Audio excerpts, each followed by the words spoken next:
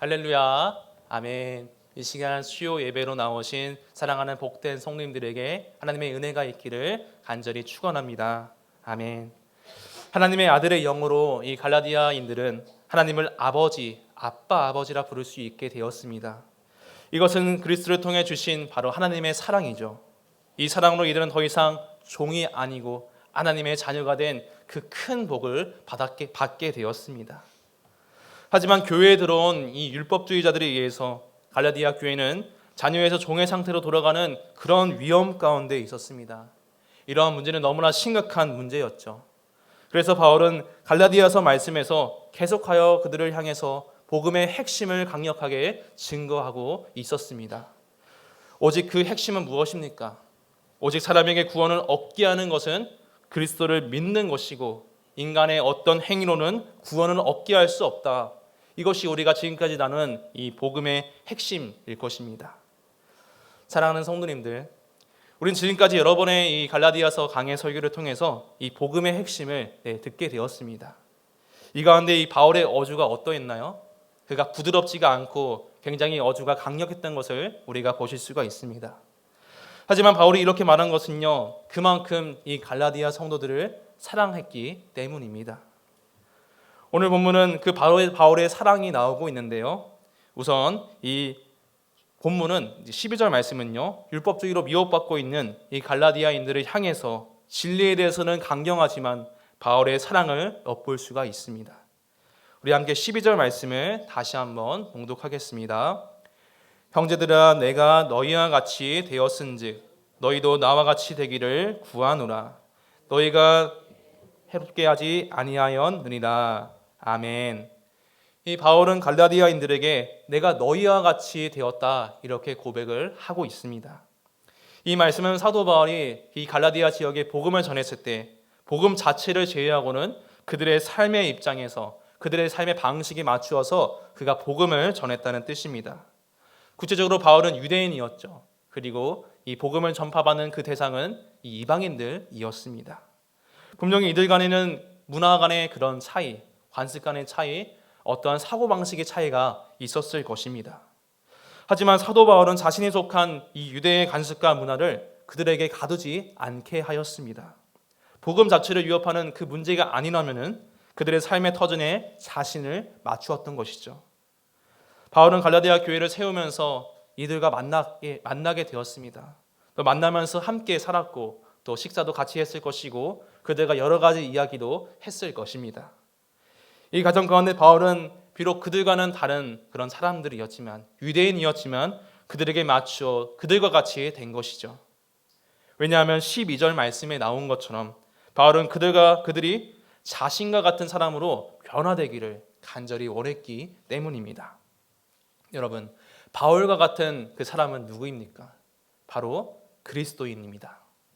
이제 바울은 복음을 통해서 자기는 죽고 오직 그리스도가 사시는 그 인생이 되었습니다.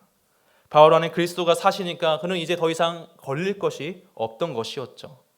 이전에 유대인의 간습을 쫓아서 바울은 율법의 열심에 매여서 그는 살아갔습니다.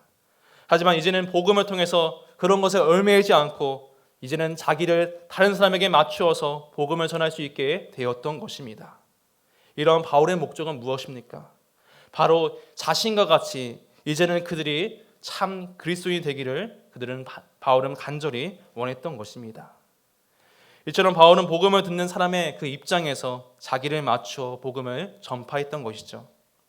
이러한 사도 바울의 방법은요, 이 고린도전서 말씀에 보면은 이렇게 나와 있습니다.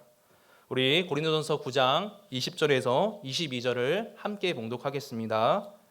유대인들에게 내가 유대인과 같이 된 것은 유대인들을 얻고자 함이요 율법 아래에 있는 자들에게는 내가 율법 아래에 있지 아니하나 율법 아래에 있는 자 같이 된 것은 율법 아래에 있는 자들을 얻고자 함이요 율법 없는 자에게는 내가 하나님께는 율법 없는 자가 아니요 도리어 그리스도의 율법 아래에 있는 자이나 율법 없는 자와 같이 된 것은 율법 없는 자들을 얻고자 함이라.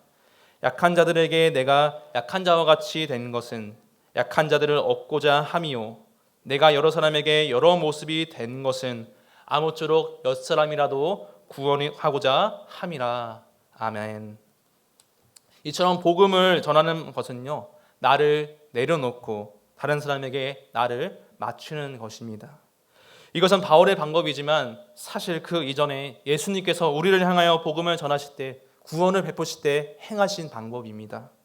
지극히 높으신 그 하나님의 아들이신 분께서 자기를 낮추어서 이 땅에 성육신하셨습니다. 그것이 예수님의 복음 전파 방법이고요. 그분은 죄인들의 친구가 되어주시고 슬퍼하는 자와 함께 울어주시고 만나기 싫은 병자들, 소외된 자들을 직접 만나러 나가셨습니다. 그리고 결정적으로 아무런 죄가 없으신 그 주님께서는 죄 있는 우리와 같이 되셔서 우리를 대신해 십자가의 형벌을 받으시게 되었습니다. 하지만 이로 말미암아 죄의 종되었던 우리가 내가 구원을 얻게 되었습니다. 여러분, 이 사실을 믿으시나요? 그런 줄로 믿으시면은 우리도 예수님처럼 또 바울처럼 나의 가치관이나 나의 생각이나 혹은 나의 명예, 나의 무언가를 포기할 수 있어야 합니다. 바울은 그리스도를 아는 지식 말고는 내가 다른 것들을, 모든 것들을 배설물로 여긴다고 고백했습니다. 왜 그랬을까요? 그리스도 말고는 그의 형상을 따라 살아가는 것 말고는요, 우리에게 아무런 유익이 없기 때문입니다. 물론 우리가 이 땅에 살아가시면서 어떤 나의 가치관을 통해서 나의 생각을 이루어가면서 또는 어떤 것들을 통해서 기쁨과 유익을 얻을 수 있을 것입니다. 하지만 이 유익은 한계가 있습니다. 영원하지 않은 그 한계가 있는 것이죠. 그것으로 다른 사람이 구원을 얻을 수도 없고 우리 또한 구원을 얻을 수가 없습니다. 그렇게 우리 삶에서 내가 사는 것이 아니라 바로 그리스도께서 살아 계셔야 합니다. 이 말을 고백한 바울은 그리스도가 자신 안에 계시기에 주님을 따라서 갈라디아인들에게 자기를 맞추어서 그들을 사랑하고 오직 구원받는 복음을 그들에게 전파했던 것입니다. 사랑하는 성도 여러분, 그러므로 우리가 복음을 전하는 가운데 그 사람이 구원을 얻기 위해 나와 그 사람을 가로막는 나의 가치관이나 생각이나 어떠한 것이 있다면 그것을 내려놓기를 간절히 소망합니다. 그때부터 우리가 나와 다른 영혼에게 동일한 그리스도의 사랑과 그 복음을 전할 수 있는 시작이 될 수 있습니다. 그렇게 하심으로 우리를 위해 자기를 낮추어서 지극히 낮추신 그분의 형상을 따라서 우리가 닮아갈 수 있는 것입니다. 다음으로 본문 13절과 14절을 한번 다시 읽겠습니다. 시작. 내가 처음에 육체의 약함으로 말미암아 너희에게 복음을 전한 것을 너희가 아는 바라. 너희를 시험하는 것이 내 육체에 있으되 이것을 너희가 업신여기지도 아니하며 버리지도 아니하고 나를 하나님의 천사와 같이 또는 그리스도 예수와 같이 영접하였도다. 아멘. 방금 읽은 이 본문의 말씀은요, 이 갈라디아 교회 성도들이 이 거짓 교사들, 율법주의자들에게 미혹을 받기 전에 그 말씀입니다. 즉 이들이 바울이 전한 복음을 그리스도를 순전히 믿고 있을 때 그 상황을 이야기한 것인데요. 우린 여기서 바울이 복음을 전할 때 그의 이 육체적인 건강 상태가 좋지 않다는 것을 볼 수가 있습니다.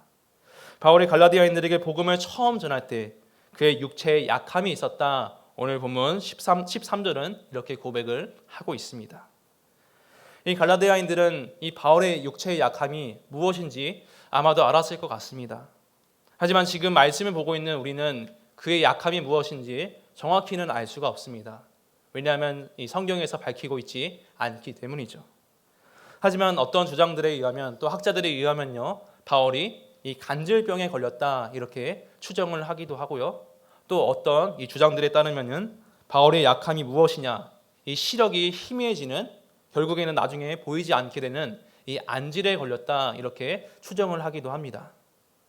어떤 병이 이 바울에게 걸렸든지 바울이 앓던 육체의 약함은 말 그대로 그의 약함이었습니다.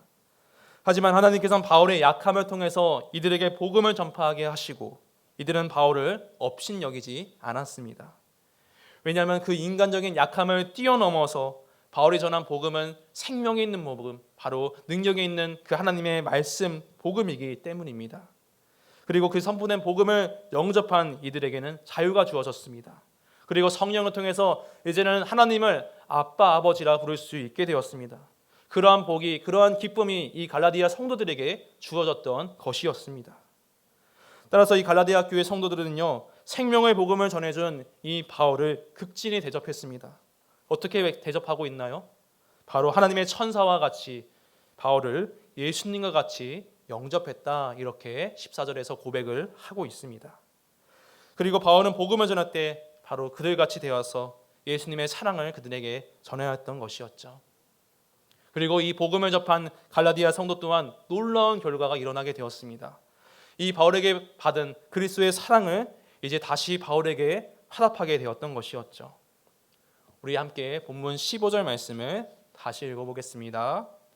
너희의 복이 지금 어디에 있느냐? 내가 너희에게 증언하노니 너희가 할 수만 있었더라면 너희의 눈이라도 빼어 나에게 주었으리라. 아멘. 이 복음을 통해서 자유와 기쁨을 누리는 갈라디아 성도들에게는요, 바로 사랑이 있었습니다.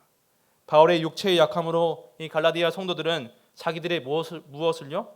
눈도 빼어줄 수 있는 그 사랑이 있었던 것입니다. 여기서 이제 눈이라도 빼어 나에게 주었다라는 이 15절의 말씀은요, 이 말씀 때문에 이 어떤 주장들에 따르면 아까 말씀드렸던 것처럼 안질에 걸렸다는 이런 추정을 하기도 합니다. 바울이 말이죠. 하지만 여기서 이 눈은요, 이 사람의 육체적인 눈을 의미하기도 하지만 어떤 것을 의미하냐? 사람의 전부를, 그의 모든 것을 의미하는 그런 상징의 의미도 있습니다. 왜냐하면 그 당시 이제 고대 세계에서는 우리 사람의 눈이 한 사람이 가지는 가장 귀한 보물처럼 여겼기 때문입니다. 또한 우리나라에서도 이런 속담이 있죠. 이 몸이 1000냥이면은 눈은 900냥이라는 그런 속담이 있습니다. 이처럼 망고불변하고 또 모든 사람에게는 참 눈이 소중한 것이었죠. 그런데 갈라디아 교회는요, 이 바울을 위해서 우리들의 눈, 자신의 혹은 전부를 그에게 내어줄 정도라고 합니다. 왜 그랬을까요, 여러분? 그것은 자신들이 가진 것보다 더 소중하고 이제는 무엇과 바꿀 수 없는 그리스도의 복음이 이제 그들에게 있기 때문입니다. 갈라디아 성도들이 바울을 사랑할 수 있었던 것은요, 그가 전한 복음을 통해서, 그 안에 사랑을 통해서 할 수 있었습니다. 그렇게 이들에게는요, 바울에게 있던 그 육체의 약함도 더 이상 문제가 되지 않았습니다. 그의 겉모습은 약할지라도 그들은 바울을 진정으로 하나님의 말씀을 선포하는 사도로 인정했고요, 또 바울을 너무나 사랑했던 것이었죠. 사랑하는 성도님들, 우리는 이 말씀을 통해서 우리가 진정으로 복음을 믿고 살아간다면 누군가의 모습이 어떠할지라도 우리는 그를 사랑할 수 있고 내 모든 것을 내어줄 수 있다는 것을 말씀을 통해 보실 수 있습니다. 그것을 알 수가 있습니다. 비록 육체의 약함이 있었지만 바울은 그들과 같이 되었습니다. 또한 그들을 섬기고 복음을 전하였습니다. 그러했더니 놀라운 결과가 나타났습니다. 복음을 영접한 이들이 바울처럼 그가 전한 예수 그리스도의 모습을 따라서 바울에게 사랑을 행하였던 것입니다. 바로 그리스도의 형상을 이루어가는 그 아름다운 모습이 이들에게 나타났던 것이었죠. 사도 바울은 아마도 이러한 성도들의 모습을 보면서 어떠했을까요? 참으로 기뻐했을 것 같습니다. 그것은 바울이 그들에게 무엇을 얻으려고 기뻐했던 것이 아니었죠. 본문 오늘 12절의 말씀처럼 그들이 나와 같이 되는 것을 보고 바울은 기뻐했을 것입니다. 바울은 이 갈라디아 교회 성도들이 복음을 통해 함께 기뻐하고 주 안에서 하나가 된 것을 기뻐했을 것입니다. 또한 복음을 통해서 그리스도의 참 제자가 된 것을 너무나 기뻐하고 서로 사랑했던 것을 너무나 기뻐했을 것입니다. 우리 함께 요한복음 13장 34에서 35절을 함께 읽겠습니다. 새 계명을 너희에게 주노니 내가 너희를 사랑한 것 같이 너희도 서로 사랑하라. 너희가 서로 사랑하면 이로써 모든 사람이 너희가 내 제자인 줄 알리라. 아멘. 사랑하는 성도님들, 이 땅에서 우리의 모습은 각기 다릅니다. 오늘 본문에서 바울은 유대인이었고 또 갈라디아 성도들은 이방인들이었습니다. 그리고 바울의 건강은 어떠했나요? 그의 몸은 건강하지 못했고요, 다른 사람들은 건강한 몸이 있었습니다. 하지만 이들은 누구의 우울함을 나타내지도 않고 차별하지도 않고 서로 사랑하며 그리스도의 제자로 살아갔습니다. 바라기는 그들의 이러한 모습이 우리의 모습이 되기를 간절히 소망합니다. 서로 사랑하며 살아가는 그 모습, 바로 그리스도의 제자의 모습인 줄 믿습니다. 모든 사람이 하나가 될 수 있는 것은요, 바로 어떠한 기술이 뛰어나서 또는 돈이 많아서 내가 똑똑해서 그런 것이 아닙니다. 오직 예수 그리스도의 복음만이 우리 모든 사람을 하나가 될 수 있게 하고 서로 사랑할 수 있게 하는 방법입니다. 물론 우리가 서로 이렇게 사랑을 행하는 것은요, 이 말로만 사실 행하는 것이 아닙니다. 말을 한다고 해서 곧바로 사랑이 이루어지는 것이 결코 아닙니다. 고린도전서 13장에 보시면요, 이 사랑장이 있는 것을 아실 것입니다. 이 사도 바울은 사랑에 대해서 여러 가지 말을 했는데요, 이 가운데 13장 7절을 보시면 사랑에 대해 이렇게 선포를 하고 있습니다. 제가 이 말씀을 읽어보겠습니다. 모든 것을 참으며 모든 것을 믿으며 모든 것을 바라며 모든 것을 견디느니라. 아멘. 바울은 사랑이란 참으며 믿으며 바라며 견디는 것이다 라고 말합니다. 모든 것을 말이죠. 즉 사랑은 단번에 이루어지는 것이 아닌 것을 우리가 알 수가 있습니다. 어떠한 상황이어도 어떠한 모습이어도 힘든 일이 있어도 참고 믿고 바라고 견디는 것이 있어야 진정한 사랑인 것입니다. 제가 친한 한 형님이 있습니다. 저랑 한 10살 터울 위인데요. 예전에 이 형님이 이 소개를 통해서 한 자매를 만나게 되었습니다. 평소에 참 지금도 물론 그런데 어두웠던 형님인데 이 자매를 만나니까 어떻게 되었을까요? 얼굴이 확 피게 되었습니다. 얼굴이 확 밝아진 것은 그때 이후로 잘 보지를 못했던 것 같습니다. 그런데 이 교제한 지 몇 개월이 지나서 이 형님이 자신이 예전에 이 암 투병을 2번 했다는 것을 이 자매에게 말하게 되었습니다. 물론 지금은 더 이상 아프지 않지만 말이죠. 그런데 얼마 후에 자매 측에서 이제 제 형님, 형제에게 이별 통보를 하게 되었다고 합니다. 아마도 그 이별 통보의 가장 큰 이유는 그 암투병의 이력 때문일 것입니다. 저는 이 근처에서 이런 모습을 가까이 보면서 이 사랑하는 것이 참 쉽지가 않구나 이런 생각이 들게 되었습니다. 물론 이 비유는 이제 연인 간의 그런 사랑의 비유이지만요. 또 이 비유를 든 것은 또 이 다른 이유 때문입니다. 우리가 서로 복음 안에서 사랑을 행하는 것이 사실 말처럼 쉽지 않다는 뜻입니다. 그래서 제가 이러한 예시를 든 것입니다. 이처럼 우리는 어떤 성도의 모습에 따라서 또는 나의 환경에 따라서 이 사랑을 행하는 것이 참 어렵기도 합니다. 하지만 그때마다 우리를 위해 고난을 견디시고 죽임을 당하신 예수 그리스도를 기억하시길 바랍니다. 그분을 바라보시기를 바랍니다. 그분은 우리를 위해서 십자가에 돌아가 죽임을 당하셨습니다. 모든 고통을, 모든 고난을 다 인내하셨습니다. 이를 통해서 우리에게 바로 하나님의 구원과 사랑을 베푸셨습니다. 그러므로 그리스도의 형상을 이뤄가는 가운데 우리에게도 그리스도와 같이 또 바울의 모습과 같이 이러한 사랑의 인내가 있어서 그리스도의 제자로 온전히 살아갈 수 있는 우리의 모습이 되기를 간절히 축원합니다. 이제 본문 17절을 다시 한번 읽겠습니다. 시작. 그들이 너희에게 대하여 열심을 내는 것은 좋은 뜻이 아니요 오직 너희를 이간시켜 너희로 그들에게 대하여 열심히 내게 하려 함이라. 아멘. 이제 여기서부터 바울은 이 갈라디아 교회가 이전의 과거의 모습이 아니고요 현재의 모습이 어떠한지 그들의 모습을 이제 향해서 이야기를 하고 있는 말씀입니다. 이제 이전에 오직 복음으로 이들은 서로 사랑했습니다. 또 하나가 되는 그런 교회가 되었죠. 하지만 이들에게는 이단들이 침투하게 되었습니다. 율법주의자들이죠. 그들은 교회를 이간질했고요. 또 성도들을 나누는 그러한 분파하는 일을 하게 되었습니다.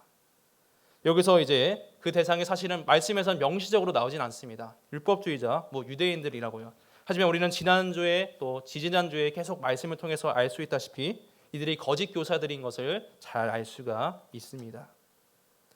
이 성도를 향한 열심 자체는 사실 문제가 없습니다.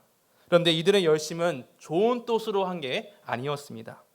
17절 말씀을 다시 보시면 이들의 열심은 오직 너희를 이간시켜 너희로 그들에게 대하여 열심을 내게 하려 함이라 이렇게 노란색 글씨에서 말하고 있죠. 그런데 이 노란색 글씨는요, 세번역 성경으로 바꾸어 말하면 좀 더 와닿는 것 같습니다. 우리 함께 이 말씀을 읽어볼까요? 시작. 여러분은 내게서 떼어놓아서 여러분으로 하여금 자기네들을 열심히 따르게 하려고 하는 것입니다. 아멘. 이것을 보면 이 거짓 교사들의 목적이 무엇인지 알 수가 있습니다. 이들은 이들에게 이렇게 말했죠. 성도들에게 너희가 구원을 얻기 위해서는 물론 그리스도의 복음도 믿음도 중요하겠지만 우리처럼 할례도 받아야 돼. 율법도 지켜야 돼. 이들은 이렇게 잘못된 이야기를 하게 되었습니다. 그런데 이것은 진정으로 성도들을 위해서 그들의 유익을 위해서 그렇게 말한 것이 아니었죠. 이들의 목적은 단지 자기들의 율법과 관습에 따라서 아까 읽은 말씀처럼 자기들을 따르게 하기 위해서 했던 말이었습니다. 이들의 중심에는 어떤 마음이 있을까요? 하나님을 향한 믿음이 있었나요? 없습니다. 사람들을 향한 사랑이 있었나요? 그들을 향한 긍휼이 있었나요? 없었습니다. 오직 자신들의 종교적인 열심을 따라서 이방의 성도를 자기들의 추종자로 삼으려고 했던 것입니다. 하지만 사도 바울은 복음을 전하고자 했던 그의 열심은요, 그렇지 않았습니다. 바울은 자신의 유익을 구하지 않고 오직 하나님의 영광을 구하려고 했습니다. 그래서 이 다른 영혼들의 구원을 위해서 그는 열심을 내었던 것이죠. 따라서 본문 오늘 18절 말씀에서는요, 바울이 자신의 열심을 향해서 이렇게 선포를 하고 있습니다. 제가 18절을 읽어보겠습니다. 좋은 일에 대하여 열심으로 사모함을 받음은 내가 너희를 대하였을 때뿐 아니라 언제든지 좋으니라. 아멘. 사랑하는 여러분, 우리는 이 말씀을 통해서 거짓 교사와 참된 교사의 모습을 알 수가 있습니다. 그들의 차이를 알 수가 있습니다. 이 참된 교사는요, 하나님의 뜻을 따라서 그분을 향해서 열심으로 사역하는 자입니다. 자기의 유익을 구하지 않고 하나님의 유익을, 다른 자의 유익을 구하는 자입니다. 하지만 이 거짓 교사들은 그렇지 않습니다. 자신이 사역의 주인공이며 하나님의 뜻을 이루고자 하는 그 열심보다도 자기를 위해 열심히 다하는 그러한 자들입니다. 여러분, 세상에서 인기 있는 그 가르치는 그런 강사를 뭐라고 할까요? 스타 강사라고 하죠, 보통. 또 유명한 운동선수를 향해서 이 스포츠 스타라고 하기도 하고, 유명한 연예인들을 향해서 이 스타라고 그냥 부르기도 합니다. 하지만 우리 성도에게는요, 스타 목사나 스타 장로나 스타 권사나 스타 집사가 있어서는 안 됩니다. 우리가 높이는 분은 오직 하나님인 줄 믿습니다. 바울은 하나님을 높이며 그분을 향한 열심으로 복음을 전하였습니다. 그리고 바울은 하나님을 향한 열심을 행하면서 이제는 본문 19절과 20절에서 이와 같이 고백을 하였습니다. 우리 함께 본문 19절과 20절을 함께 읽겠습니다. 시작. 나의 자녀들아, 너희 속에 그리스도의 형상을 이루기까지 다시 너희를 위하여 해산하는 수고를 하노니 내가 이제라도 너희와 함께 있어 내 언성을 높이려 함은 너희에 대하여 의혹이 있음이라. 아멘. 비록 지금 갈라디아 교회가 혼란스럽게 있고요, 또 미혹을 받는 그런 상황 가운데 있었습니다. 만약에 저라면은 참 허탈할 것이고 맥이 참 빠질 것 같았습니다. 하지만 바울은요, 그렇지 않았습니다. 그는 다시 한번 힘을 내면서 이들을 포기하지 않고 나아갔습니다. 그리스도께서 죄인된 자기를 위해서 끝까지 사랑하시는 것처럼 바울은 그 사랑을 알기 때문에 이들 또한 놓칠 수가 없었던 것이었습니다. 바울의 갈라디아 성도들이 그리스도의 형상을 이루기 위한 그 자신의 열심을 향해서 이렇게 오늘 이야기를 하고 있습니다. 다시 너희를 위하여 해산하는 수고를 하노니. 아멘. 바울은 그들이 다시 복음으로 돌아오고 서로 사랑하며 그리스도의 형상을 이루어가는 그 수고를 위해서 마치 산모가 아이를 낳는 그 고통에 자신의 그 수고를 비유하고 있습니다. 이 아이를 낳는 고통, 사실 저는 알까요? 네, 전혀 모르죠. 또 아마가 아니고요, 남자분들은 완전히 모릅니다. 하지만 앞에 계신 대다수의 성도님들께서는 이러한 고통을 잘 알고 계실 것입니다. 이러한 고통은 정말 너무나 이루 말할 수 없는 큰 고통이 아닐 수 없습니다. 여러분, 그래도 과거의 경험을 통해서 한번 생각해 보시기 바랍니다. 아이를 낳을 때, 자녀를 낳으실 때 이러한 고통이 비록 극심했지만 이 고통을 여러분께서는 견딜 수 있었습니다. 왜 그랬을까요? 네. 저는 모르니까요. 네. 왜 그랬을까요? 바로 그 고통 뒤에는 새 생명이 태어나는 그 기쁨이 있기 때문일 것입니다. 맞죠, 여러분? 네, 저는 몰라서 여쭤봤습니다. 네, 맞습니다. 이처럼 바울의 심정도 이와 마찬가지였을 것입니다. 바울은 성도를 위해서 수고하는 가운데 오늘 본문의 말씀처럼 육체의 약함이 그의 몸에 있었습니다. 또한 이 갈라디아 성도들을 만나면서 또한 바울은 거짓 교사들과 싸워야 했습니다. 또한 여러 가지 숱한 어려움이 그 앞에 있었습니다. 바울은 마치 해산을 행하는 그 여인과 같이 고된 수고를 앞에 두고 그 수고를 해야 했던 것이었습니다. 하지만 바울은 그것을 피하지 않습니다. 내가 그것을 감당한다고 고백을 합니다. 왜냐하면 이 고난 뒤에는 그것을 잊을 만한 기쁨이 있기 때문입니다. 마치 아이를 낳고 그 아이를 아는 엄마가 환하게 웃는 것처럼 바울은 해산 뒤에 있을 그 영광을, 그 기쁨을 바라보았던 것입니다. 이 바울은 갈라디아 성도가 다시 복음으로 자유를 누리고 말씀으로 기뻐하고 서로 사랑을 행하는 그 하나님의 자녀로 회복되는 그 영광을 바라보았습니다. 바울은 이러한 과정이 바로 그리스도의 형상을 이루어가는 것이라 오늘 말씀에서 선포합니다. 하지만 거짓 교사는 달랐죠. 거짓 교사는 자신들의 유익을 위해서 하나님의 목적이 아니라 자기의 뜻을 위해서 살아갔습니다. 하지만 바울은 바로 그리스도의 형상을 다 이루기 위해서 성도들을 위해 수고하였던 것입니다. 그리고 이 과정 가운데 바울은 20절 말씀을 통해서 그들을 향해, 이 성도들을 향해서 언성을 높인다 이렇게 말합니다. 이 언성을 높인다. 우리가 보통 언성을 높일 때는 어떤 상황에서 하죠? 이 싸울 때 보통 언성을 높이고 이 소리를 지르죠. 근데 이 언성을 높인다는 뜻은 그런 뜻이 아니고요. 내가 할 말은 해야겠다 이 뜻입니다. 지금 갈라디아 교회가 왜 그럴까요? 잘못된 길로 가고 있기 때문입니다. 복음이 아니라 헛된 것을 지금 믿고 따라가고 있기 때문에 바울은 지금 내가 할 말은 해야겠다. 너희들의 잘못을 지적해야겠다. 너희가 듣기 싫어도 그 말은 내가 해야겠다. 지금 이렇게 말을 하고 있는 것입니다. 즉 이것이 언성을 높인다는 그 뜻입니다. 바울은 그를 대적했던 이 거짓 교사들과 달리 갈라디아 성도들이 듣고 싶어 했던 말만 했던 것이 아니었습니다. 하지만 그는 참된 말을 하였죠. 오직 사람을 살리는 그 구원의 복음을 이야기했습니다. 하지만 그러한 가운데 바울은 우리가 갈라디아서 초반에 본 것처럼 사도로 인정받지 못하는 그런 오해를 받게 되었고 또 핍박을 받았습니다. 하지만 바울은 사람에게 칭송을 받느니 높임을 받는 것보다 그리스도를 높이며 복음을 전파하였습니다. 그의 삶은 자신을 높이는 것이 아니고 하나님을 높이는 그 삶이었던 것이었죠. 그리고 자신과 같이 다른 사람도 주님을 의지하면서 그리스도의 형상을 이루어가기를 간절히 원했습니다. 왜냐하면 하나님의 자녀로 한 영혼을 살리는 것이 바로 이 방법이기 때문입니다. 오직 예수 그리스도를 믿는 복음을 통해서 하나님의 자녀로 살아가는 그것만이 하나님의 사랑을 누릴 수 있는 방법이기 때문입니다. 그러므로 우리 또한 그리스도의 형상을 이루어가는 데 있어서 해산의 고통과 같은 어려움이 우리 앞에 있을지라도 주님을 의지하며 끝까지 참고 견디고 인내하시는 우리 모두가 되시길 간절히 소망합니다.